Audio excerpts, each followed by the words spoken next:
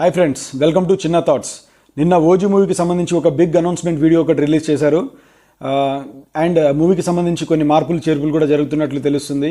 అవి ఏందనేది ప్రతి ఒక్కటి మీతో పంచుకునే ప్రయత్నం చేస్తాను. దానికంటే ముందు మీరు కనుక ఫస్ట్ టైం నా ఛానల్కి విజిట్ చేస్తుంటే దయచేసి వీడియోని లైక్ చేయండి, షేర్ చేయండి అండ్ ఛానల్ని సబ్స్క్రైబ్ చేసుకోండి. లాస్ట్ ఇయర్ October 25కి ఓజీ మూవీ రిలీజ్ అయింది. రిలీజ్ అయ్యి ఎంత పెద్ద విజయం సాధించింది అనేది మనం చూసాము. బహుశా అందుకే అనుకుంటాను పవన్ కళ్యాణ్ గారు ఓజీ 2 ఉంటుందని చెప్పేసి అప్పుడే అనౌన్స్ చేశారు. చెప్పినట్లుగానే నిన్న ఓజీ 2 మూవీ అనౌన్స్మెంట్ వీడియో ఒకటి రిలీజ్ చేశారు.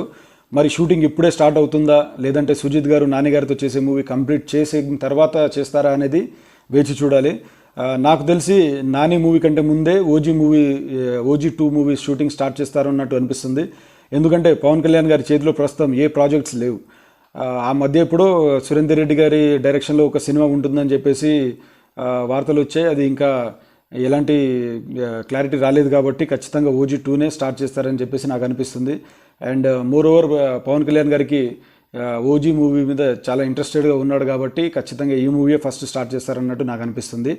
అండ్ ఈ సినిమా విషయంలో కొన్ని మార్పులు కూడా జరుగుతున్నట్లు తెలుస్తుంది. ఓజీ మూవీని నిర్మించింది డివివి దానయ్య గారు. ప్రస్తుతం ఓజీ 2కి తప్పుకున్నట్లు తెలుస్తుంది. అండ్ ఇప్పుడు ఈ సినిమాని నిర్మించేది పవన్ కళ్యాణ్ క్రియేటివ్ వర్క్స్ అనే బ్యానర్పై పవన్ కళ్యాణ్ గారు ఈ మూవీని ప్రొడ్యూస్ చేస్తున్నారు. మరి ఓజీ మూవీ సీక్వెలా ప్రీక్వెలా అంటే నాకు తెలిసి ప్రీక్వెలే అని అనుకుంటున్నాను. చూడాలి మరి ప్రీక్వెలా సీక్వెలా అనేది. అండ్ నిన్న వీడియోలో ఓజీ యూనివర్స్ అని పెట్టారు కాబట్టి నాకు తెలిసి ఫస్ట్ ప్రీక్వెల్ చేసిన తర్వాతనే సీక్వెల్కి వెళ్తారన్నట్టు నాకు అనిపిస్తుంది. అండ్ నిన్న రిలీజ్ చేసిన వీడియోలో కొంతవరకు అదే చూపించే ప్రయత్నం కూడా చేశారు. అలా కనుక జరిగితే మనం ఒక కొత్త పవన్ కళ్యాణ్ గారిని చూస్తాము. అండ్ మెయిన్లీ వీడియోలో ఓజీ యూనివర్స్ అనే ఒక వర్డ్ని యూజ్ చేశారు. ఈ యూనివర్స్లో సావో మూవీని కూడా ఇంక్లూడ్ చేస్తారా, లేదంటే ఓజీ మూవీతోనే సరిపెట్టుకుంటారా అనేది చూడాలి.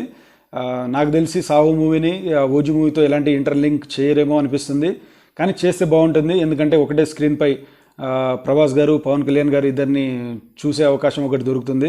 కాబట్టి maybe Saaho movie and OG movie రెండు ఇంక్లూడ్ చేస్తే బాగుంటుంది ఓజీ యూనివర్స్కి.